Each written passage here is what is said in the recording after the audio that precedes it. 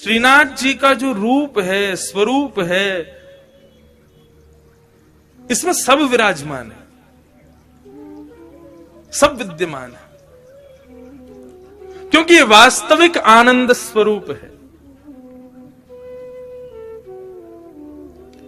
एक भुजा ऊपर है और दूसरी भुजा कमर पर है।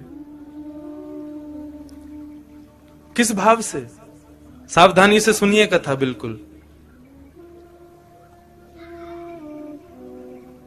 श्रीनाथ, श्री यानी राधा, श्री यानी श्री किशोरी जी, श्री यानी श्री लाडली जी, और श्री लाडली के संग युक्त होकर के जो नाथ विराजमान है वो है श्रीनाथ। सुनवे तो पहली ताली बजा रहे हो, बात तो पूरी करने दो हमको,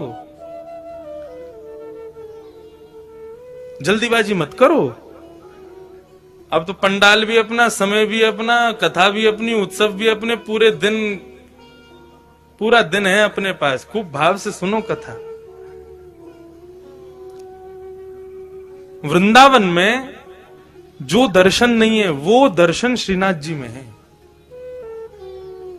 कैसे? आप लोग सब बाहर से पधारे हैं, इसलिए मैं जो अपने गुरुजनों से, जो अपने बुद्धिजीवियों से जो मैंने सुना तो मैं कह दूं यहां पर।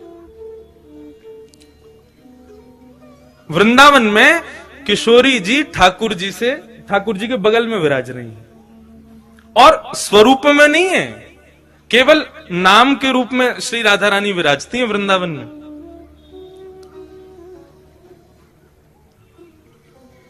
जब देखी वृषभानुजा हिय विच उठी है हुक, वंशी रह गई हाथ में फिर ना लागी फूंक। वृंदावन में श्री किशोरी जी अपना स्वरूप नहीं दिखाती। क्यों? क्योंकि एक बार ठाकुर जी मुरली का नाद कर रहे थे तो एक मयूर मोर नृत्य करता हुआ ठाकुर जी के सामने आया और ठाकुर जी को इशारा करने लगा, चलो हम आपको किसी से मिलवाने ले चलें। भगवान बोले किससे मिलवाने ले चलो? चलो तो सही। लेके गया तो एक कुंड में एक गोपी कुंड का जल भर रही थी, तो मयूर इशारा करता है, इनको देखो, इनसे मिलवाने लाए हैं। भगवान बोले कौन है? मयूर बोला खुद ही देखो। अब ठाकुर जी खूब उमड़ घुमड़ करके वेणु बजा रहे हैं, ऐसे ऐसे तान बजामे कि भाई ये घूम के गोपी देखे तो इसका चेहरा दिखे। लेकिन वो गोपी अपने कार्य में व्यस्त थी। लेकिन जैसे ही कार्य पूरा हुआ और जैसे ही उसने गागर में जल भर के जैसे ही अपने मस्तिष्क पर धारण किया और कार्य पूरा करके जैसे ही पीछे मुड़ी ठाकुर जी की ओर देखा, तब ये पद गाया। बोले जब देखी वृषभानुजा, वो कोई गोपी नहीं है, श्री राधा रानी है।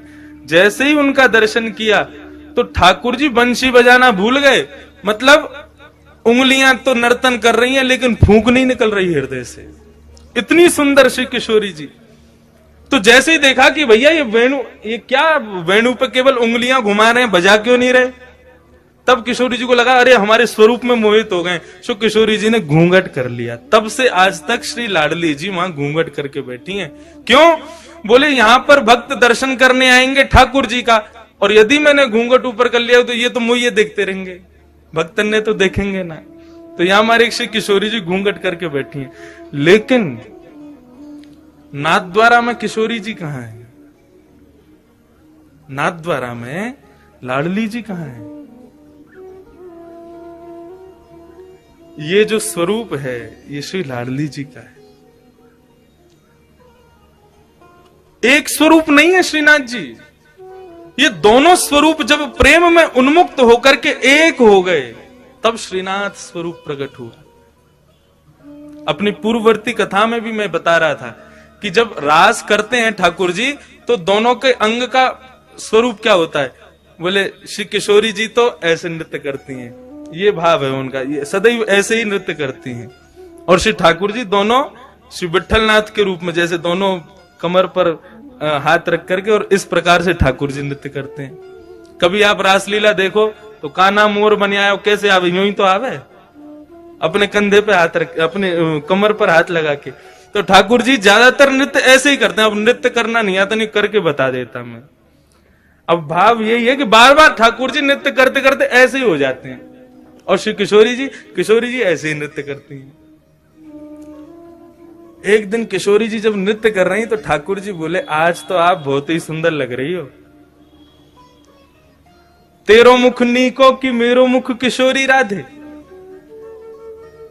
ठाकुर जी दर्पण देखें, दर्पण में किशोरी जी, जब ठाकुर जी और किशोरी जी दोनों देखें तो ठाकुर जी कहें, अच्छा लाडली जी यूं बताइयो, तुम्हारो मुख सुंदर है कि मेरो मुख सुंदर है? किशोरी जी कहें, जा प्रकार से अमावस्या में पूर्णिमा को चंद्रमा खिल जाए तो पूर्णिमा के चंद्रमा को देखवे के काजे सबन की दृष्टि व काली अंधियारी को भी देखे, वैसे ही आप हो। बोले आप तो ऐसे कार्य हो, आपको कोई देखो तो चाहे ना, लेकिन हम जब गौरांगी अपनो पूर्ण रूप लेकर के आपके बगल में विराज जाए ना, तब लोग आपको देख लें हमारे मारे। ऐसा ठाकुर जी के संग विनोद करें श्री किशोरी जी। तो उस दिन ठाकुर जी बोले, आज तो आप बहुत ही सुंदर लग रही हो। राधा रानी बोली, हम तो सुंदर हैं ही हैं, बता का रहे। ठाकुर जी बोले, लेकिन हमारी इच्छा है रे कि आप हमारे सन्निकट आ जाओ, आप हमारे नजदीक आ जाओ। किशोर जी बोली, देखो ये सब सखियां नाच रही हैं, सब नृत्य कर रही हैं, सब रास कर रही हैं, अब हम इन सबन के सामने आपके समीप आमे ना तो हमको न कष्ट होवे। सो किशोरी जी तो आमे नहीं, ठाकुर जी बार बार ऐसे नाचते नाचते उनके बगल में पहुंच जाएं कि हमारे पास आमे। लेकिन ललिता, विशाखा और श्री यमुना, इन तीनों के हृदय में यह भाव आया कि ठाकुर जी की बड़ी इच्छा है रही है श्री किशोरी जी के आलिंगन की, हृदय से लगावे की, लेकिन हम लोगन के संकोच के मारे कर नहीं रहे। सो तीनों नृत्य करते करते वहां से अंतर ध्यान हो गए ताकि हमारा संकोच दूर हो जाए, हमसे जो संकोच है वो दूर हो जाए।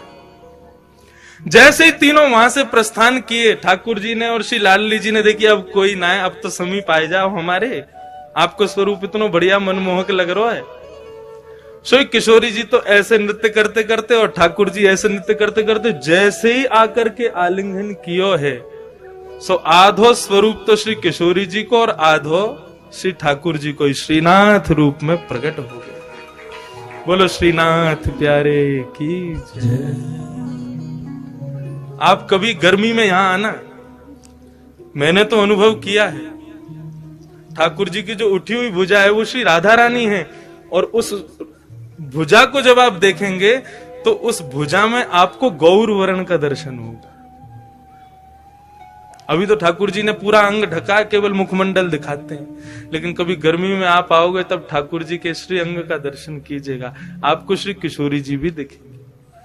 तो आधा भाग श्री लाडली जी हैं और आधा भाग श्री ठाकुर जी हैं। दोनों के रूप एक हुए तब श्रीनाथ प्रकट हुए।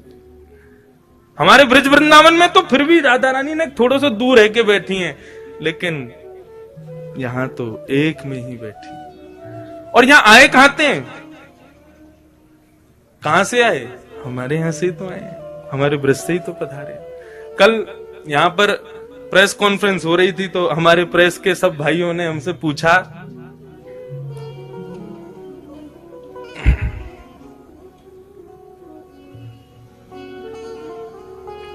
कि महाराज जी आप यहाँ कथा क्यों कर रहे हैं, तो उसके बहुत भाव बताए। एक भाव और आ गया मेरे मन में, अब नाथ द्वारा के जो लोग बैठे हैं वो इस भाव को सुन के कहीं हम पे गुस्सा मत करना, लेकिन हम ब्रजवासी हमारा भाव है, हमारे भाव आयो मैंने कि हम तो देखो ये हमारे आए हैं कि ब्रजवासी हैं, और जब भी ठाकुर जी को देखें तो पतो ना क्यों स्वतः ही मन में भाव आ जाए, ठाकुर जी 11 घंटा चल के आना पड़े आपके दर्शन के काजी, तब आकर के यहाँ पे गाड़ी पहुंचे आपके दर्शन हो में। फ्लाइट ते भी आओ तो 6-7 घंटा तो लग ही जाए, ट्रेन ते तो पूरी रात लग जाए। हम ब्रजवासी आपके प्राण धन है, आप ही कहो ब्रजवासी वल्लभ सदा मेरे जीवन प्राण। श्री गोवर्धन कभी कभी आपके बगैर सूनो लगे, तो हम ब्रजवासी पे कृपा करो, बहुत दिना विराज ली राजस्थान में, अब जल्दी ब्रजधाम वापस चलो। हमारे हृदय में तो ये भाव आ जाए। तो प्रेस वाले क्या बोले, आप हमारे ठाकुर जी को चुरावे आए हो यहाँ पे? मैंने भैया चुरावे तो ना आए। बोले हमारे ठाकुर जी कहीं ना जाएंगे, अब संभव ही ना है, वो तो यहीं रहेंगे, यहाँ से कहीं नहीं जाएंगे। मैंने कि आप काहे को गुस्सा रहे हो, मतलब ठाकुर जी गए तो